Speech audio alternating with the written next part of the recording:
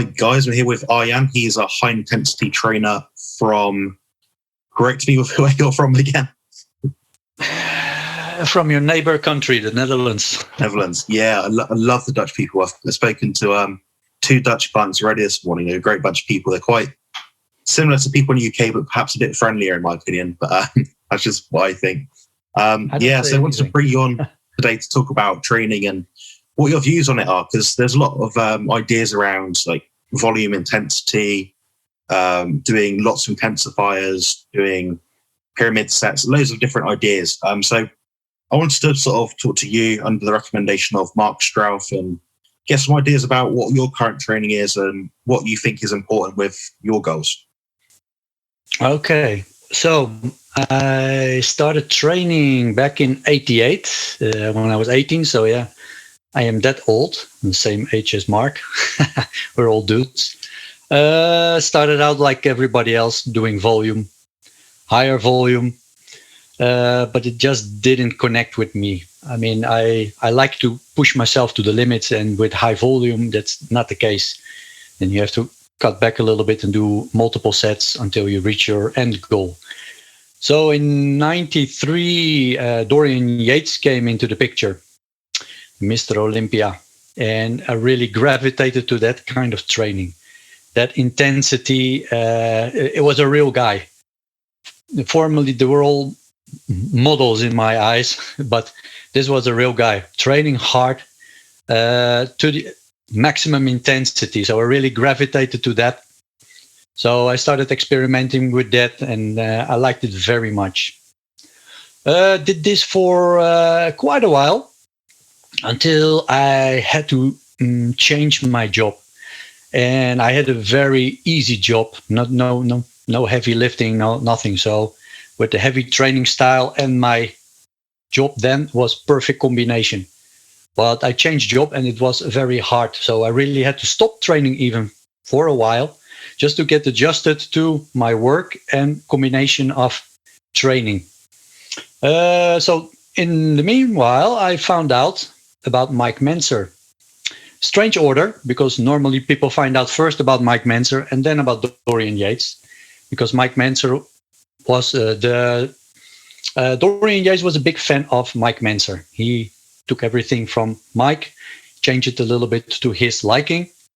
So I followed for a while the Mike Mentzer style, which is a little less volume than from Dorian Yates, more resting periods between the workouts.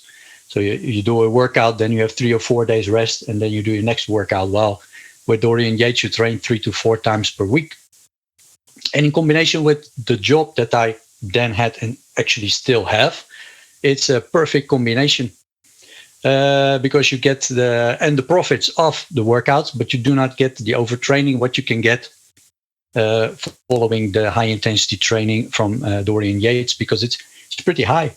That's why he most likely also implemented some rest in between. So you train so many months and then you cut back a little bit, train a few months, cut back a little bit because of the overtraining. So yeah, that's what I'm doing still. Used to train with machines in the gym, free weights in the gym. And from the time that Corona started a few years ago, we all had to leave the gym because all the gyms were closed. Started training at home with free weights. And then I have a YouTube channel, and some people on there, they ask me, can I do something with resistance bands? Because yeah, not everybody had weights at home. So I was thinking, okay, now what next? What can I do? What can I do? Because I never use these things. So they're not the same as machines. They're not the same as free weights. They have a completely different mechanism, let's say. So you have completely different rules. So I had to find out what works. And now 2 years later, and I'm still using the things. And I think I have pretty much control about this new tool. Yeah, it seems to make sense. I mean, I was gravitating towards the same equipment when I was in the middle of lockdowns. I effectively started off with, I think it was an old plastic chair, and I was hooking that up with a resistance band that I had in the garage from years before. I was just wrapping it around, doing some bicep curls, doing some rows. It wasn't a lot of tension. I had no pull-up equipment, nothing else. So that was it. As the weeks went on, I sort of added more resistance bands. I was hooking up different pieces of equipment. I was becoming more intuitive. What I will actually do is, once this video is aired, I've compiled and everything. What I'll do is I'll attach a very good video that Arjan's made and put it below in the description of this video, so you can see. I think he's got 16 different banded exercises that are really useful stuff. Can be. Yeah. They can be useful, assuming you apply them the right way. So if you're someone that watches my channel, you don't have a gym, that's going to be a pretty best bet in terms of getting a somewhat decent workout. Now, how do you find your current way of training makes such a big difference in terms of cutting into recovery? Because you mentioned that going from the Dorian Yates style of training to the Mike Mensa style, so you're reducing your volume. So how has that affected you? Of course, you're doing, well, I'm guessing you're doing maybe forced reps, maybe you're doing negatives. How does that come into play? Well, with the resistance bands, what I'm using now, there's no such thing as a negative, because normally with when you're using machines or with free weights, you can work the negative, the positive. It's the same weight as the negative, and with resistance bands, not. You start easy, and you finish heavy, and then you go down, and it becomes easy again. So the negative is that's the bad thing from the resistance bands, because normally with the negative, what they found out that you make more damage in your muscles. So with the resistance bands, you have to play a completely different game and focus more on the positive part. So that's the thing that you have to consider with the resistance bands, that you don't have that. So no extra negative work. So you have to exhaust the muscle. I created something, I don't know if you saw the video or you saw it, I call it the M-set. M-set, yeah. Yeah, the M-set, it's a bit of an ego trip, because this M is the first letter of my last name. So I thought, I have to call it something. So I thought, okay, let's call it the M-set. And these are actually partials. But the partials are in the heaviest position, because if you have let's say with the resistance bands, when you have the beginning, there's no tension. And the further you go, the more tension you have. So this is the part. If you do regular repetitions, then this is heavy and becomes heavier. And every time when you go in your negative, go back, it becomes easy again. So your muscles are relaxing. So you bring, when you use your muscles, you use every fiber that you use for 100%. So what happens actually is, you go heavier and heavier, but then you go back and there's less motor units working because there's less tension. So there's more relaxation in the muscle. And of course, with every repetition comes a little bit more. But when you use a regular weight with a machine or a free weight, then the tension, every repetition that you make, and even the negative, it becomes harder because the muscles are exhausting. And you don't have this with resistance bands. So you have to go a little bit longer with the repetition before you really exhaust all the muscles. Anyway, every fiber, or almost every fiber then. So that's the problem with resistance bands. So I created the M-set. This, when you go from point A to point B, that's your regular. Then you move back a little bit. So this is still the heaviest position, and you do another repetition far. So every little bit, second part, you go a little bit further, and then go to the maximum again. And then the last part, so I do 3 partials, and then again. So with every repetition, you keep on tension on it, and every time you get a little bit more exhaustion. So there's less rest. The only rest is when you go back all the way to here and you start your partials again. So that I found very helpful. So that's something that I use with the resistance band to make it heavier. And that's actually all what you can do with resistance bands. And you cannot work the negative, because there is no negative. There is something, and I don't think anybody knows. Anyway, nobody who is into Mike Mensa, and that's something he called omni-contractions. Don't know if you ever heard of that. I've read it once, but I didn't really. It seemed very tertiary, like not well, something I'd look into much further, but can you explain that? Yeah, an omni contraction. He created actually the rest pause.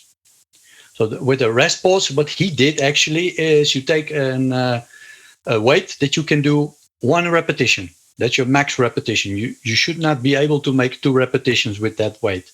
So you do that repetition slowly under control. Rest for 10 seconds, and then you go again. You should be able to do the second repetition again, but just barely. After that, if you train alone, use a little less weight and do another repetition every time with 10 seconds. So that's the rest pause, what he created. And after that, he seemed that it was not enough stimulus for him. So he created the omni contraction. And that is something that you can use with every equipment. And what you do is the same as the rest pause, only now you stop. Let's say I do a pull down. So you do the pull until you contract, you hold it there for 2-3 seconds. Then you go a little bit to about 1/3 of the movement. You hold it there and try to pull it down again for about 3 to 5 seconds. And you should not be able to do that, or else the weight is too light for you. You do that for 3 to 5 seconds, then you go a little bit further again, stop again. And from there, you start pulling again for 3 to 5 seconds. Again, you should not be able. And then you go back. That's your 1 repetition. Then you rest for 10 seconds, 10, 15 seconds. And you do that again. And you do that 2 or 3 sets, reps. But that's the omni contraction. And this you can use also with resistance bands. If you're at your last repetition, when you do just a slow negative, it doesn't do anything because it becomes easy. Because you go to the easiest part. So if you stop then again with a resistance band to 1/3, and then you start pulling again, you should not be able to move it. But you do that again for 3 to 5 seconds, and exactly the same as with weights. So that you can do with the resistance band for your last repetition. So This is something that I took from him that I was using in the gym also. And that can be done by the resistance bands also. The rest, you cannot do. You can do other rest pulls. So what I do with dog crap, that you do a set and then a rest for 30 seconds or 40 seconds, do another set, rest, and this you can do.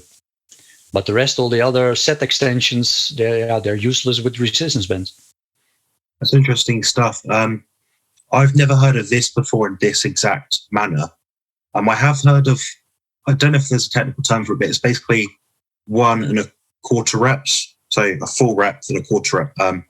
But that's more focusing on numbers rather than actual tension.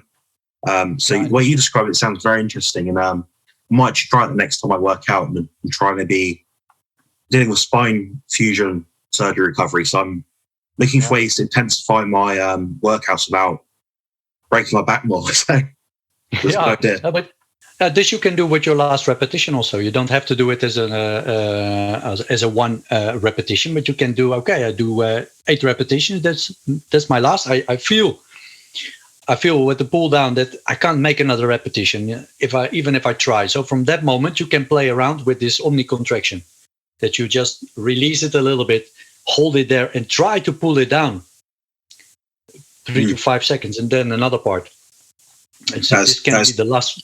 Yeah, that can be the last part. This is how you can do it when you train alone. When you don't have a training partner to help you with the forced repetitions. Yeah, that's a good shout. I might try that. Actually, we'll try that. I'm always up for trying new things. That's in my 15 years of training. I've not actually tried that before, so it's always nice to have an extra tool in your tool set. You made a good point as well about you talk a lot about tension. Tension is something you bring up, I think, twice already. But you've not really mentioned much in terms of numbers. And I want people to watch this video and think, Arjan's talking about the currency of muscular contractions. Your muscles don't know 1 rep, 2 rep, 3. It just knows tension. Muscle fibers, as you mentioned, they activate or deactivate to great degrees depending on the tension they put across them. So something like this is very useful to people. What I'm striving to do with my channel, and probably Arjan as well, is with his, is focus more on tension itself rather than the numbers, because if I say to a client, do 10 repetitions, they'll do 10 repetitions, but the tension could be anything. The currency isn't it's not the right metric, So yeah, it's valuable stuff you're saying here. How does this come into play with your recovery? So if you're using these intensify methods, so whether it be a forced rep, an omni rep, or a rest pause, dog prep style, Widowmaker, whatever it is, are you finding that perhaps you're doing one of these sets for a body part, or is there some wiggle room for 2 or 3 sets, or does it depend on how you're feeling that day or what level of intensity you reach with a given exercise? Well, I would do this only with one major exercise because it takes a big toll on your nervous system. Your muscles can all be recovered and everything can be recovered, but your nervous system, it takes a longer time, especially with when you train in a high intensity style. Then the results are bigger, but you cannot train that often because every workout is the workout. Every workout that you do, every set that you make is the set. You only get one chance. This is how I go to the gym. If I go train, I only get one chance. So I want to be totally recovered, fully recovered, mentally focused. And this is my one try, and I don't give myself other tries. So it is not another set. I do only a few warm-up sets to get into the mood, and then do one working set. And with these intensifiers, I only will use the heavy ones anyway, the ones who take more of me. I would do this only with one major exercise. And with the next workout, I will see if it did something or it didn't do anything. So, because mental focus is one of the biggest problems. What pushes you? Can you go to that last few repetitions? If your mindset is not there, you cannot push yourself to the limit, and then the benefits are not there. So then you would do maybe another set, but your mindset should be 100%. You should not be distracted. You should be not with any worries. You should focus yourself and then push yourself to the limit. And that costs lots of energy, and this energy has to come back. So you have to recover from that. And if you have a heavy job, if you have maybe you didn't eat so well, or maybe you have some stress, it only takes longer with your recovery. And the next time you train, you should be again fully recovered, and that you can give everything 100% again. And with these intensifiers, it takes a little bit longer. So if you do multiple exercises like this, it takes even longer to recover. Interesting stuff. Yeah, I find the same thing. You can't be training with these kind of intensifier methods and doing loads of sets. It's going to be taxing your nervous system. So you mentioned something really interesting, which was about the side of reaching intensity, having the psychology, the mentality to approach it all or nothing. Someone's got a gun to your head, you need to do this repetition, whatever it happens to be. When you're approaching a set with this in mind, you're trying to maximize what you're putting in. Is there any sort of psychological cues you use? Is there any pep talk you have? Is there any music you listen to? Like, what goes through your mind when you're about to approach this set? Because it's not something you just willingly do. You have to be a bit crazy, Yeah, it starts already at my work. Then about 1 hour before, it sounds crazy, but about 1 hour before I finish work, I start to think already about my workout, what I'm going to do, and try to visualize it a little bit. And then when I come home, sit, talk with my wife, drink coffee. So I get zone myself out for 15 or 20 minutes just to get into the zone. Because I train at home, so you have to be extra motivated. That's very hard because there's nobody there to push you and nobody there to look at you. So there's no eyes on you, so you can do whatever you want. So it's even harder for you to push. So I really need this build up towards that. I have to go downstairs because I live in an apartment.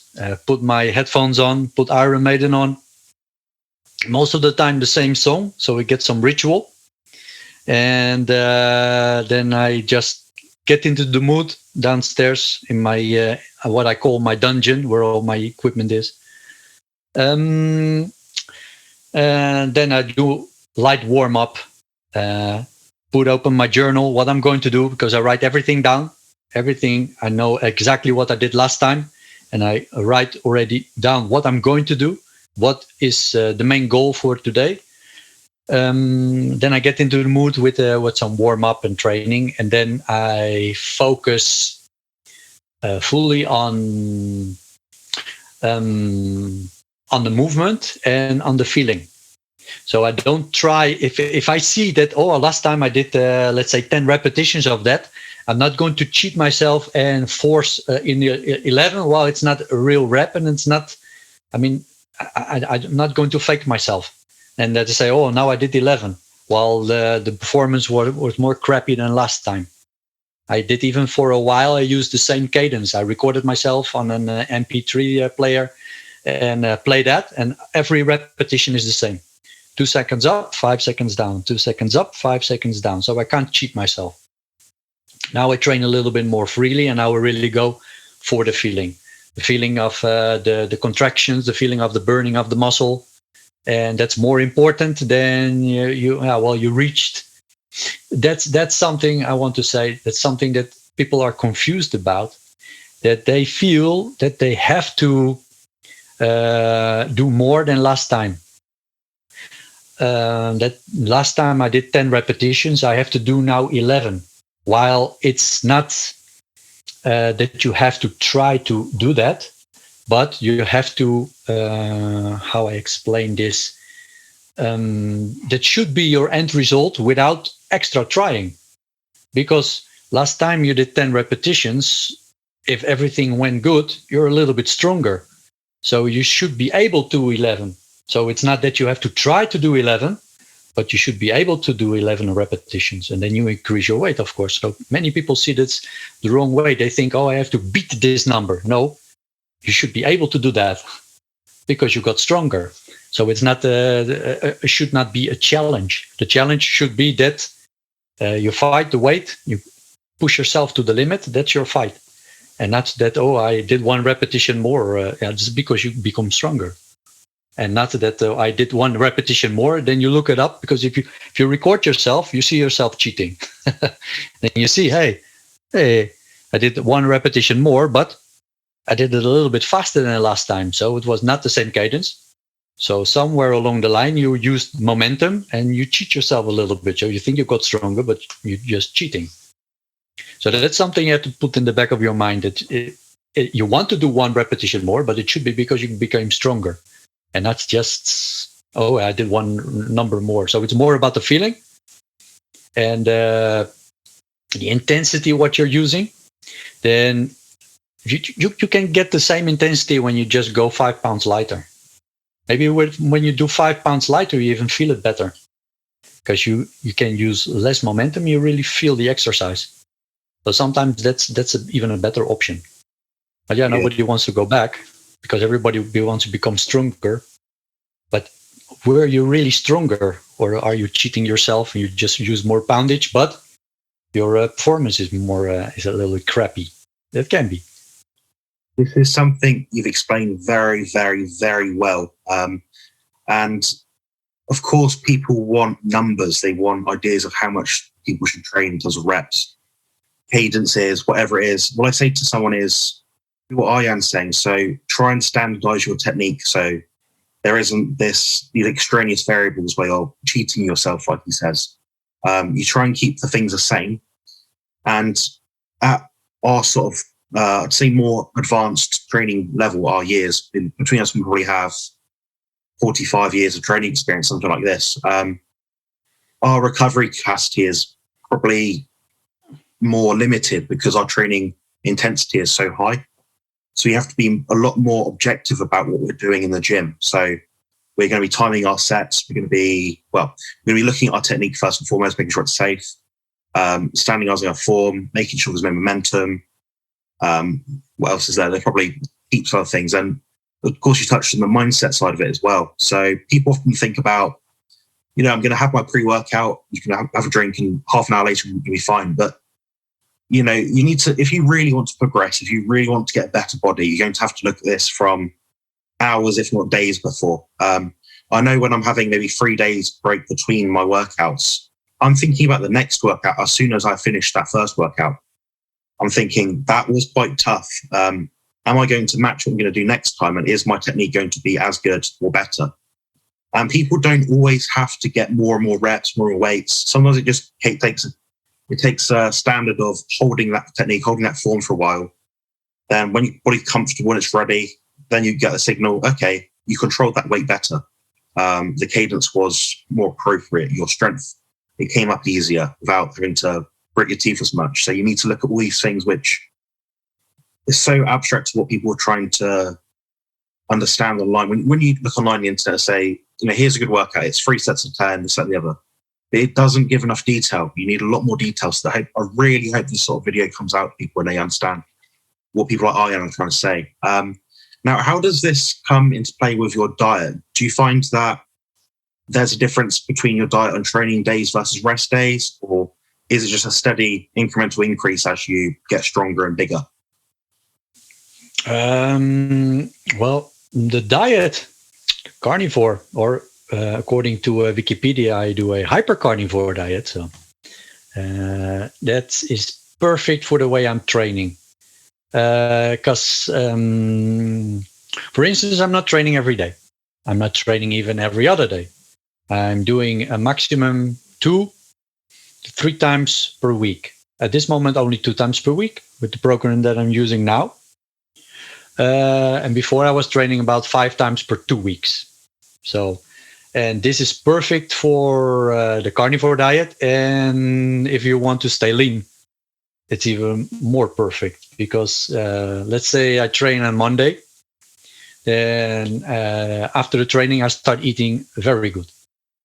Very good. I mean the amounts. So lots of meat, lots of eggs, some raw milk for the glucose a little bit to refill the glycogen in my muscles. A little bit more easy, I feel. Then the next day, Tuesday, I eat very good. So and I eat for satiety. So if I'm hungry, I know I need more food. So I eat a lot of food. So I do this on Tuesday and Wednesday. I feel ready. It's the 3rd day or 2nd day after the workout. But anyway, then I already feel that my hunger gets a little bit less. So I keep in track that I do not overeat, but I eat again till satiety. Then on Thursday, I don't train because I train on Friday or Saturday. So there's a chance that I don't eat for a whole day because the recovery is done. I'm completely recovered, or even it's 90%, that's enough for me. So it can be that I don't eat all day, or I just eat only 1 time a day, and the rest because I don't need it anymore. I mean, I can take all the energy what my body needs for my work, can take from my fat reserves. The muscles are recovered, so there's no need for that. I could train, of course, if I really want to push myself to the limits, I could train Monday, Wednesday, Friday, and then I would not do that I don't eat at all. And I eat every day, good, every day. But with the Monday and Friday workouts, on Thursday, I almost don't eat anything at all. Then on Friday, I train. So that day, towards the workout, I eat, but not a lot. I mean, the muscles are full, so with the glycogen. So I'm ready for the workout, but still, all the energy what my body would need, can take it from my fat reserves, no problem. So on the Friday again, I eat a lot, and that goes until Monday, and then I repeat everything again. If you train every day, then you cannot eat like this because then you have to eat all the time. Good. Because you need your protein, you need your energy. But with this kind of workouts, especially with the workout what I'm doing now, you train when you train in the gym. Because I feel, I have to say this, I feel with the resistance bands, I recover faster. It's a little less heavy on the nervous system. Less, and I think that comes because of the negative, that you don't have this negative. I think the negative drains a lot from you. And so with this, I can train a little bit more. But if you would train at the gym, and you would do this program, you only train 3 times per 2 weeks. Monday, Friday, and then Wednesday, and Monday, Friday, and Wednesday. So you have even a bigger chance to cut back in your calories because of the every time you rest 4 to 5 days. So then you can play even better. So it's even perfect with the carnivore lifestyle and this kind of training to get and bigger and ripped, because you eat a lot because of your recovery. You have 1 or 2 days that you don't need to recover because you are already recovered. Then you do your diet, and then when you train, you play the game again. Yeah, that is fascinating. I'm training about 4 times a week at the moment, but I think I'm using some intensifiers here and there depending on what my body will let me do right now. I have no doubt if I'm doing something like you're doing, where everything is intense, it's going to be 2 or 3 sessions a week. You made a great point as well about how almost like your hunger signals self-regulate your diet and your intake.